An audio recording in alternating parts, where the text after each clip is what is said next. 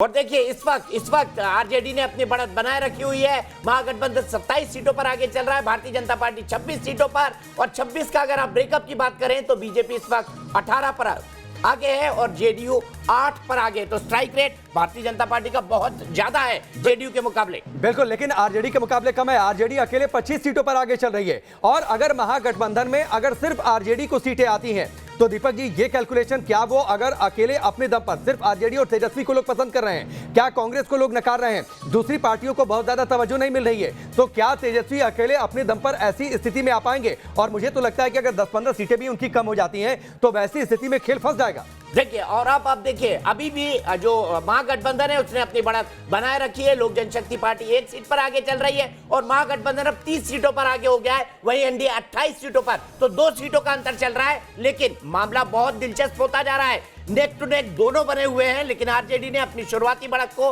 बरकरार रखा है। 30 सीटों पर महागठबंधन आगे, और ये पोस्टल बैलेट का नतीजा है। जैसे ईवीएम खुलेंगी, नतीजों के ट्रेंड जो है और तेजी से सामने आएंगे। और हसनपुर से तेज प्रताप आगे चल रहे हैं, कमजोर कड़ी, लेकिन इस वक्त परिवार के लिए मजबूत कड़ी साबित हो रहे हैं तेज प्रताप। सीट बदली थी उन्होंने अपनी, बिल्कुल सीट बदली थी, महुआ से हसनपुर चले गए थे, और राघोपुर से तेजस्वी भी आगे चल रहे हैं, सोनपुर से बीजेपी के विनय सिंह आगे चल रहे हैं। यानी लालू यादव के जो दोनों लाल हैं, तेज प्रताप और तेजस्वी, दोनों आगे चल रहे हैं अपनी अपनी सीटों पर। बीजेपी प्लस 28, टोटल 59 सीटों के रुझान आ चुके हैं। एलजेपी 1 पर, बीजेपी प्लस 28, आरजेडी प्लस 30 पर। रुझानों में आरजेडी प्लस ज्यादा आगे है, और आरजेडी को सबसे ज्यादा, यानी क्या सिंगल लार्जेस्ट पार्टी बन पाएगी आरजेडी? 27 सीटों पर, सीपीआईएमएल 1 पर, कांग्रेस 1 पर, और लेफ्ट की एक और पार्टी 1 पर, सीपीआई 1 पर, सीपीआईएमएल 1 पर, और बाकी सीटों पर यहां पर देखिए अन्य के खाते में 0-1। यानी जितनी भी छोटी छोटी पार्टियां हैं वो बिल्कुल पूरी तरह से